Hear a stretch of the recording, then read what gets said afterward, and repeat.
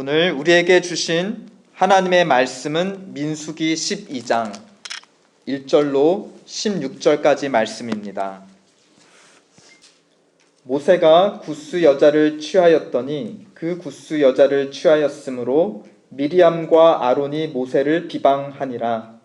그들이 이르되 여호와께서 모세야만 말씀하셨느냐 우리야도 말씀하지 아니하셨느냐 하매 여호와께서 이 말을 들으셨더라. 이 사람 모세는 온유함이 지면의 모든 사람보다 승하더라. 여호와께서 갑자기 모세와 아론과 미리암에게 이르시되 너희 3인은 회막으로 나아오라 하시니 그 3인이 나아가매 여호와께서 구름 기둥 가운데로서 강림하사 장막문에 서시고 아론과 미리암을 부르시는지라.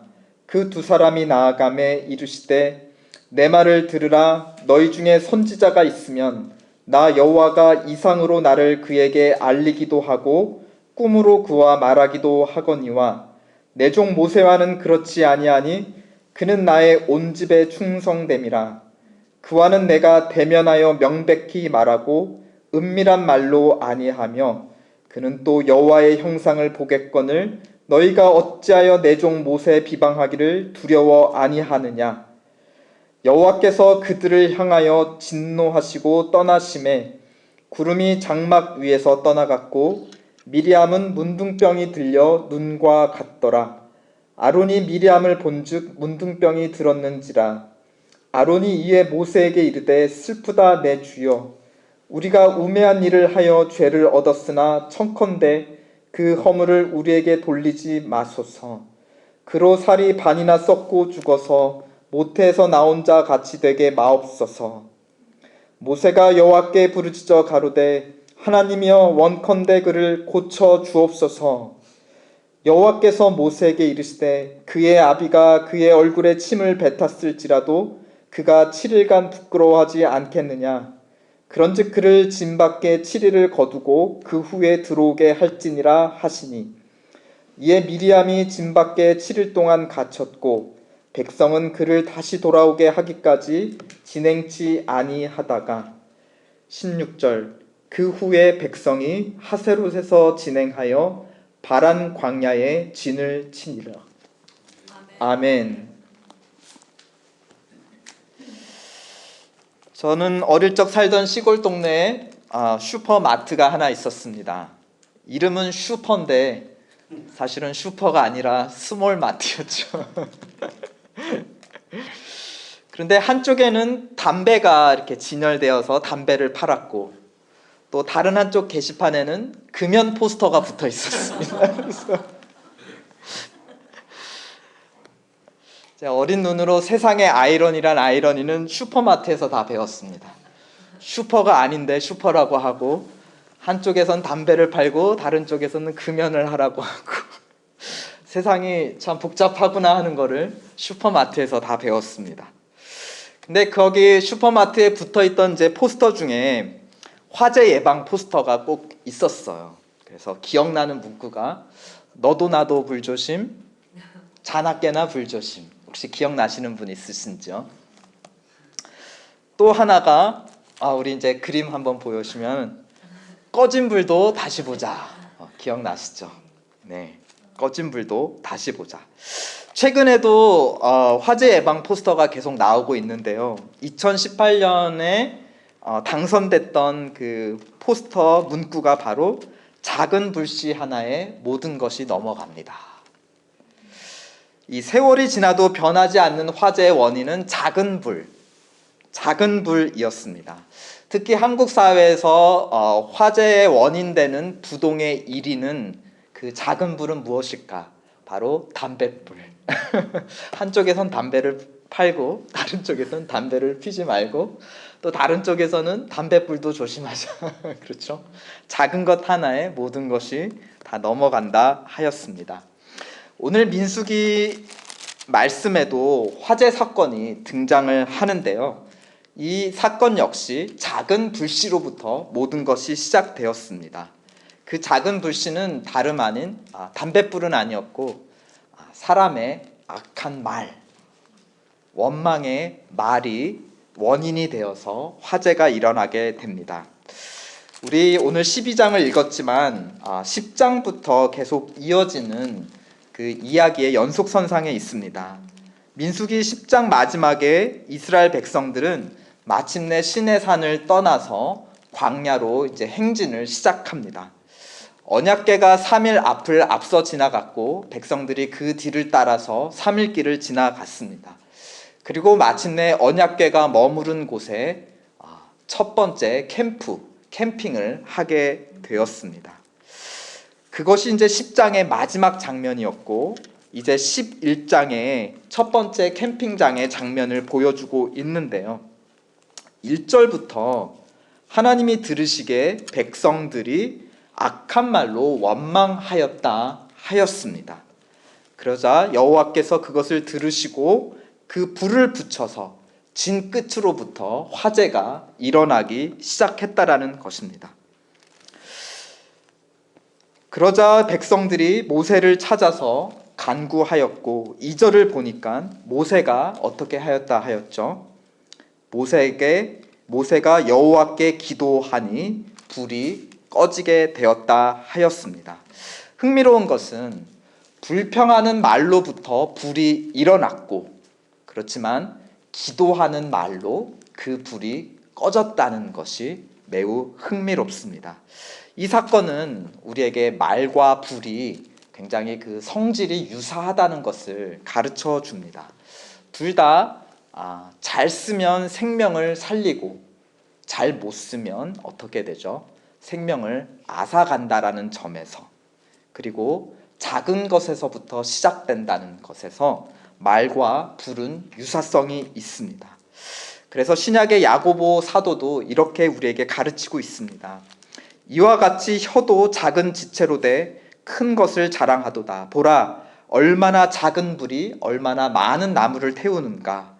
혀는 곧 불이요 불의의 세계라.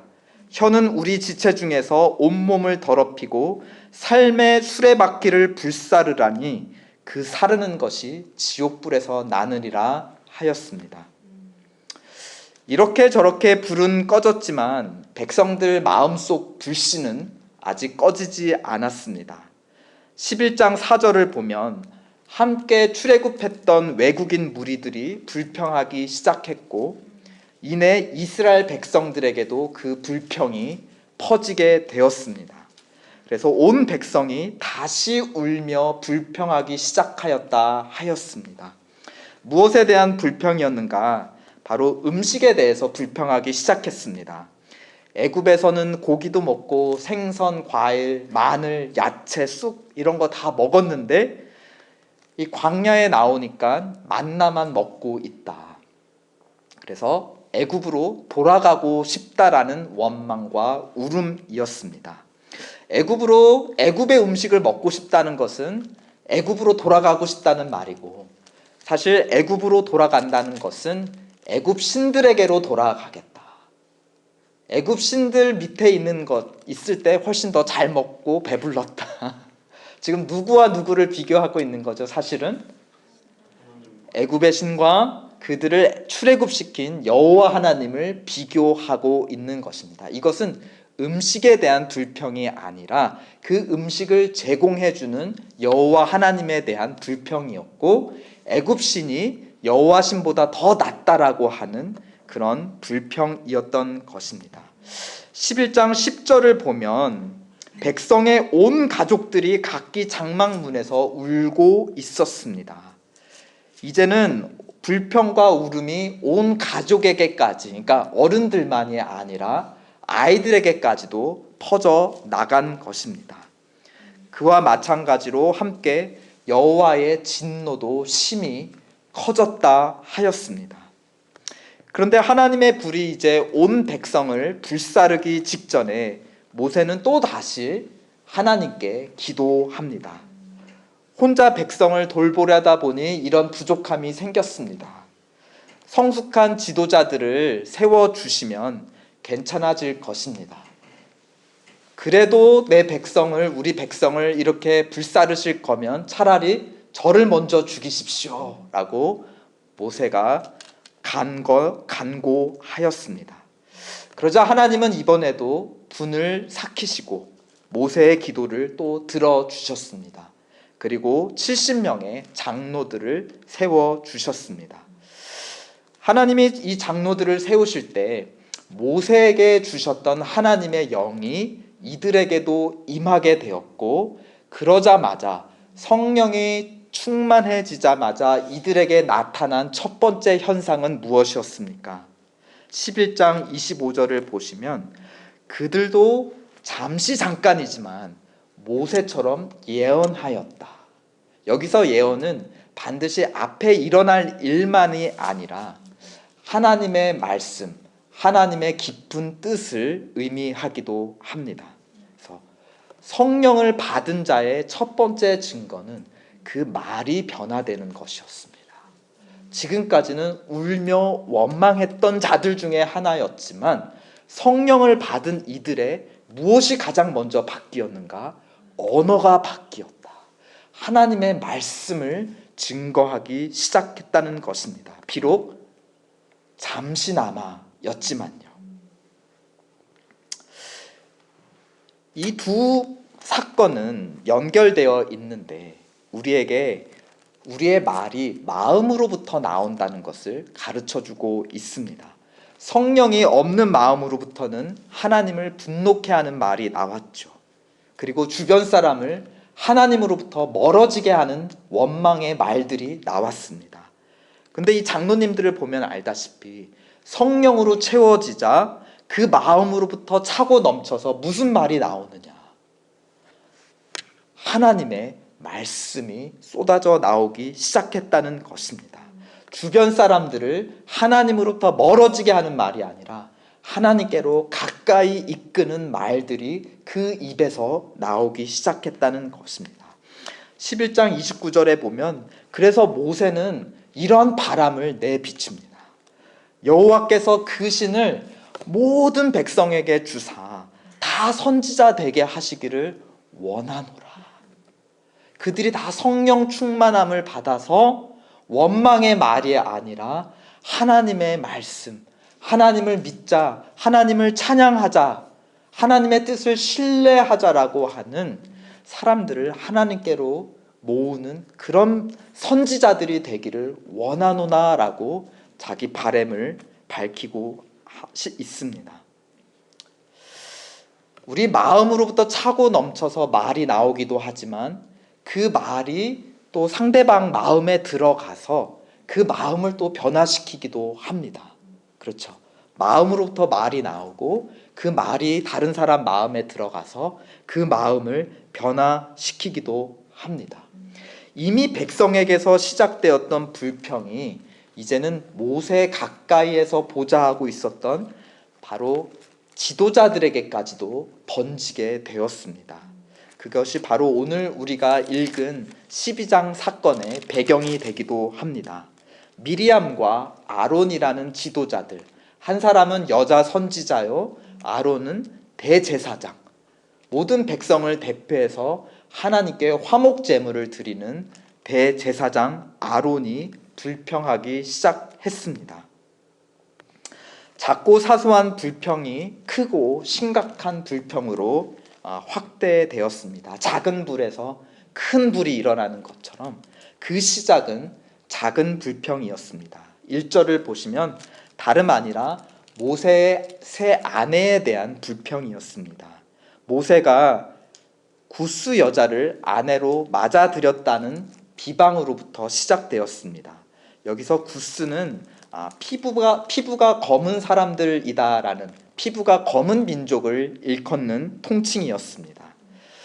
정확히 아프리카 어느 사람인지, 에티오피아 사람이라는 말도 있고, 누비아라는 사람 말도 있고, 애굽의 어떤 광야 아라비아 반도 사람이라는 말도 있지만 여기서 결국 말하는 것은 이스라엘 사람이 아니다라는 것입니다.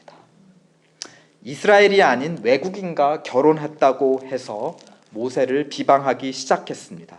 그런데 하나님의 율법을 자세히 보면 가나안 땅에 들어가서 현지 가나안 여자들과 혼인하지 말라라고 율법을 주셨지, 이 구스 여인처럼 출애굽한 이스라엘 무리와 함께 출애굽해서 하나님을 섬기게 된 외국인과 결혼하지 말라고 하는 그런 율법은 없었던 것입니다.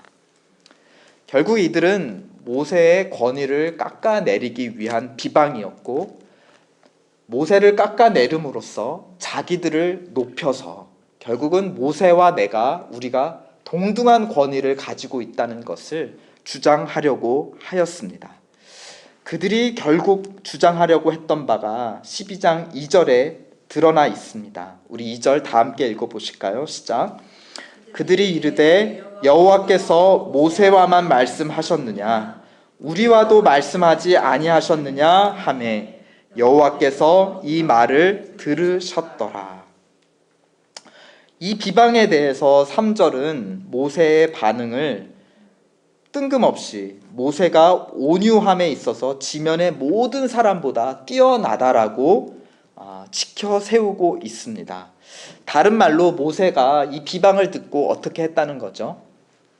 1절 말대꾸를 하지 않았다는 것을 돌려서 그는 가장 온유한 사람이었다.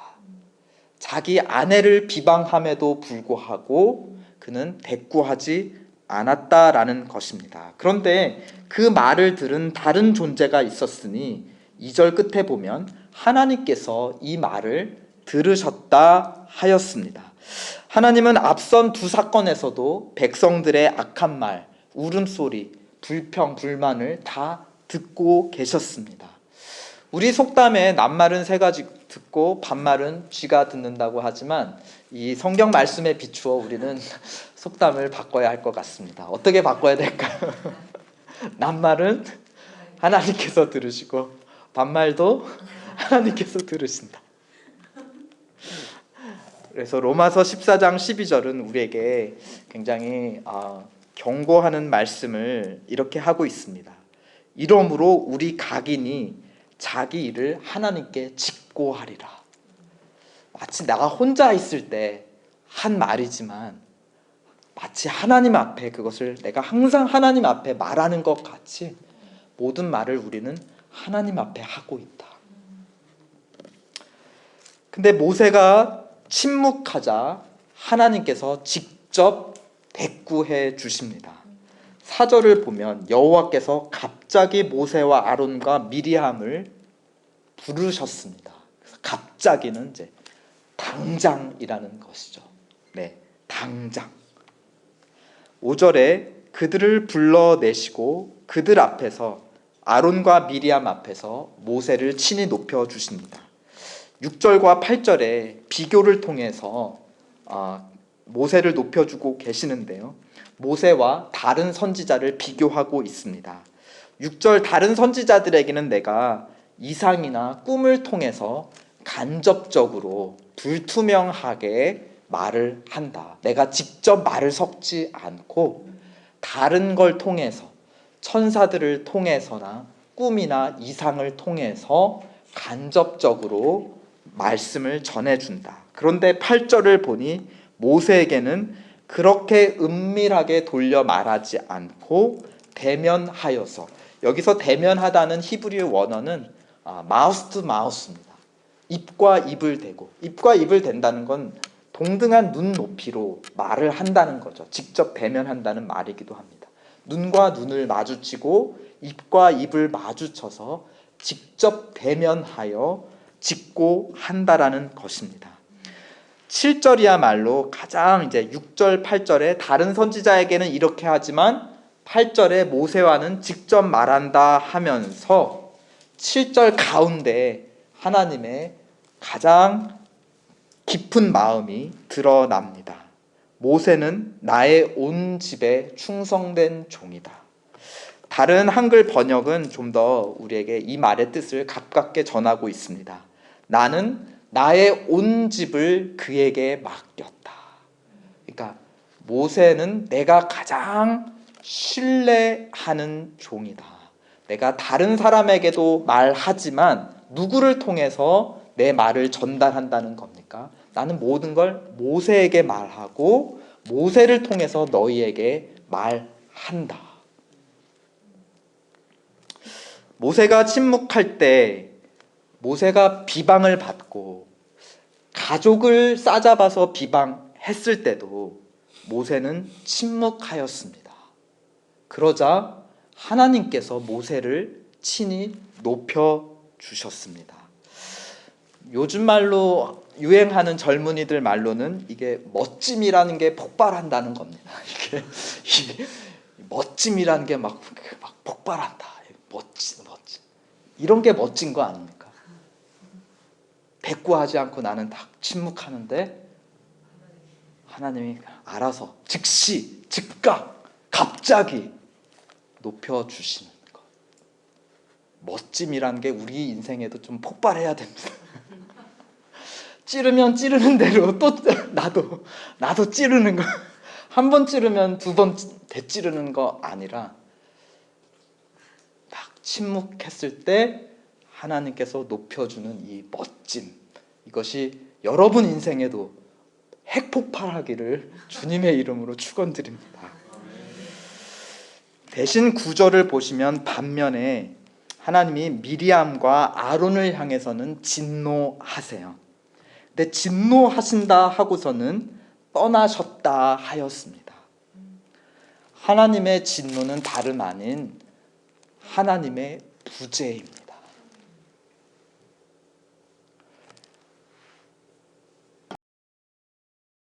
형벌이에요. 하나님이 우리를 떠나시는 것, 우리를 유기하시는 것, 내버려 두시는 것이야말로 이미 지옥을 경험하지 않아도 이미 여기서 경험하는 지옥이 바로 하나님의 부재입니다. 하나님의 내버려 두심입니다. 홀로 내버려 두시는 것이야말로 우리가 가장 두려워해야 하는 하나님의 진노입니다. 그런데 10절을 보시면 하나님의 임재가 떠난 빈자리를 다른 무엇이 미리암을 채워줍니다. 그것이 무엇인가 하였더니 문둥병이 미리암을 대신 채워줍니다. 하나님이 떠난 그 자리를, 빈자리를 반드시 무언가로 우리가 채워지는데 미리암을 문둥병으로 채워졌습니다. 그런데 아론에게는 임하지 않고 문둥병이 미리암에게만 임했다는 사실은 이 일의 주동자가 미리암이었다는 것을 우리에게 암시해 주어요. 아론은 끌려가고 동조했다라는 것입니다. 홍해를 건넌 이후에 온 백성이 하나님을 찬양했죠. 모세가 하나님을 찬양하는 노래를 불렀습니다. 그리고 나서 미리암이 여자들을 이끌고 소고를 치며 또 하나님을 찬양하였습니다. 어쩌면 미리암은 여자들의 대표 역할을 했는지도 모르겠습니다. 그런데 지금까지 보면 모세에게는 시보라라고 하는 미디안 아내가 있었는데 출애굽 사건을 통해서 미리암의 그 시보라의 이름이 전혀 등장하지 않아요. 어느 순간 우리는 알 수 없는 순간에 이 아내, 첫 번째 모세의 아내는 세상을 떠났는지도 모릅니다. 그런데 이제 모세가 새 아내를 얻자, 구스 여자 출신의 새 아내를 얻자 미리암은 혹시 자기의 그 입지가, 여자들의 지도자 역할을 했던 자기의 입지가 불안해졌는지 모르겠습니다. 어떤 시기가 그 마음에 불이 일어났는지도 모르겠습니다. 정확한 배경은 알 수 없습니다. 그런데 피부가 까만 구스 여자라고 비방했던 미리암의 피부가 문둥병으로 말미암아 아이러니하게도 어떻게 변하였죠? 새하얗게 눈처럼, 그리고 갓 태어난 아기처럼 새하얗게 변했다라는 것입니다. 이건 굉장히 아이러니죠. 너 피부가 까만 외국인 아니야? 라고 비방했던 미리암이 오히려 새하얘졌는데 반대로. 그런데 그 새하얘진 피부가 자랑거리입니까? 아니면 부끄러울 거리입니까? 문둥병. 이것은 더럽다 여김을 받아서 진 밖으로 격리되어야 하는 하나님 앞에 부끄러운, 사람들 앞에 부끄러운 죄였습니다. 모세가 시내산에서 하나님과 대면하여 40일 동안 금식하며 교제하였을 때, 그리고 산에서 내려왔을 때 그의 얼굴에 영광의 광채가 묻어났고 사람들은 그것을 두려워하였기에 모세는 그 영광의 광채를 가리워야 했습니다. 근데 모세와 똑같은 선지자로서 권위를 주장했던 미리암 역시 자기의 얼굴을 가렸어야 합니다. 영광으로 말미암아 가렸습니까? 반대로 부끄러움으로 말미암아, 문둥병이라는 부끄러움으로 말미암아 가리워야 했습니다. 하나님께서 똑같은 가림을 통해서 모세는 높여주셨지만 미리암은 낮추셨다라는 것입니다.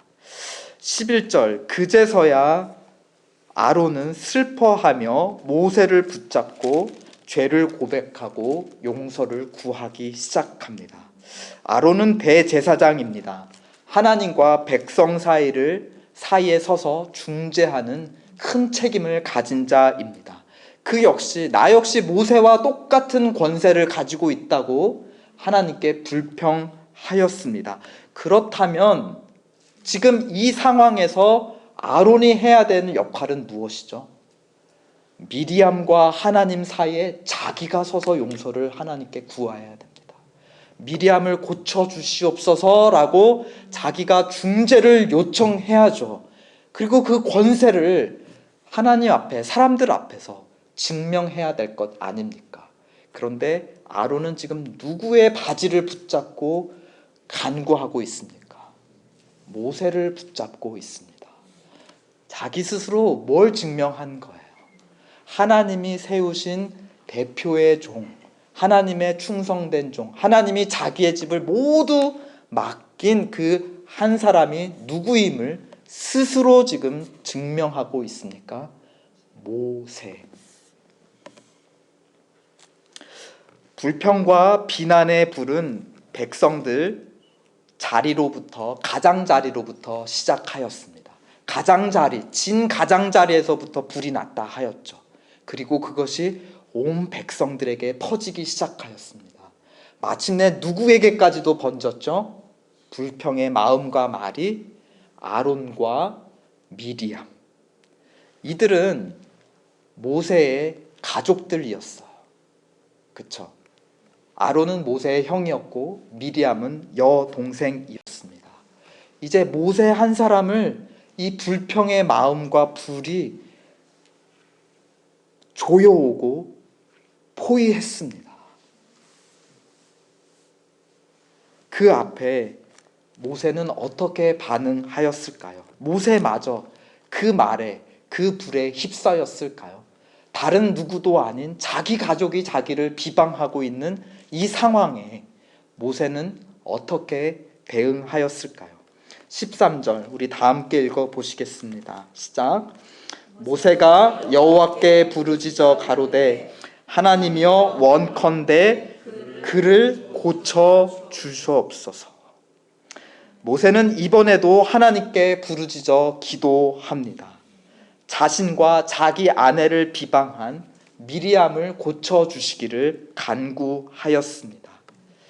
자신을 향한 사람들의 비방에는 입을 닫고 침묵하였는데 자신을 비방한 사람들의 회복을 위해서는 지금 입을 열고 하나님 앞에 기도하였습니다. 그냥 기도한 것이 아니라 부르짖어 고쳐달라고 기도하였습니다. 이 멋짐이라는 게 이런 데서 폭발하는 것입니다. 그렇죠? 자기를 향한 가장 가까운 사람의 비난에는 입을 닫고 침묵하였으나 그들의 회복을 위해서는 입을 열어 하나님께 부르짖어 간구한 것입니다. 이러한 하나님의 종 모세의 모습은 성령 충만한 자의 모습입니다. 그의 모습은 성령 충만한 하나님의 종 정도가 아닌 하나님의 아들 예수 그리스도의 모습을 우리에게 증거해주고 있습니다. 예수 그리스도는 이사야서 53장의 예언처럼 곤욕을 당하여 괴로울 때도 어린 양처럼 그 입을 열어 자기를 변호하지 않았다 하였습니다. 그랬던 예수 그리스도께서 십자가에 달리셔서 7마디, 입을 열어 7마디, 우리가 십자가의 가상 7원, 자기를 비방할 때도 절대 입을 열지 않았던 그분께서 십자가에서 어떤 말을 입을 열어 하였을까요? 7마디 말 중에 첫 번째 말은 누가복음 23장 34절에 이렇게 기록되어 있습니다. 아버지여 저희를 사하여 주시옵소서. 자신을 못 박은 원수들, 죄인들을 위한 기도로 그의 첫 입을 열었습니다. 부활하신 후에 예수님의 첫 말씀 중에 하나는 요한복음 20장에 이렇게 기록되어 있습니다. 제자들을 향하여 숨을 내쉬며 이르시되 성령을 받으라. 모세는 모든 백성이 다 성령을 받아 자기와 같은 선지자 되기를, 자기를 향한 비난에는 침묵하되 하나님 앞에 사람들이 온전히 세워지기를 위해서는 계속해서 기도하며 그 불평의 불을 끄는, 그러므로 하나님과 백성 사이를 가깝게 이어주는 그런 다 선지자 되기를 원하노라라고 모세는 바랬습니다. 그러나 그것은 바램이었을 뿐 모세 자신도 이루지 못했습니다.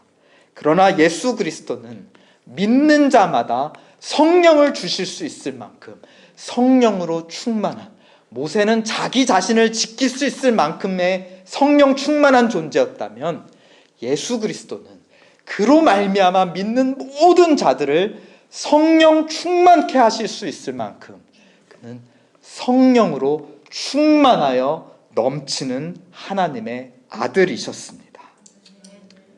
여러분은 예수 그리스도를 믿는 자이십니까? 성령으로 충만하게 받은 자이십니까? 그렇다면 자신을 맹렬히 삼키는 비난의 말 앞에서 입 닫고 침묵할 수 있는 위로부터 임하는 능력으로 충만하시기를 축원드립니다. 그러나 거기에서 그치지 않고 그들을 위해 입을 열어 간절히 기도하는 능력으로 넘치시기를 축원드립니다. 그뿐만이 아닙니다. 내가 비난하고 싶은 사람, 정죄하고 싶은 사람을 만날지라도 그 앞에서 입 닫고 침묵할 수 있는 능력으로 충만하시기를 축원드립니다. 또 그들을 위해 입을 열어 기도할 수 있는 능력으로 충만하시기를 예수 그리스도의 이름으로 축원드립니다. 모두 다 성령의 충만함을 입어 하나님의 선지자 되시기를, 그 입을 열면 하나님의 말씀이 쏟아져 나오기를 예수 그리스도의 이름으로, 우리에게 성령을 주신 예수 그리스도의 이름으로 축원드립니다. 아멘. 우리 하나님 앞에 나아갈 때만이 성령 충만함을 힘입을 수 있습니다. 성령 충만함을 힘입을 때 생명을 죽이는 불길과 같은 파괴의 말이 아니라 생명을 되살리는 생명의 말을 전할 수 있을 것입니다. 우리 주님의 지성소로 들어갑니다. 내 마음의 지성소에 주님 찾아와 주셔서 주님 떠나가지 마시고 부재하지 마시고 성령으로 우리를 가득 채워 주시옵소서. 언어로부터 우리의 모든 행실에 이르기까지 하나님의 선한 능력으로 우리를 채워주시고 능력이 전하여지게 도와 주시옵소서. 우리 마음의 보좌에 자정하시옵소서. 우리 함께 일어나셔서 간절히 간구하는 마음으로, 이럴 때 우리의 입을 여는 것입니다.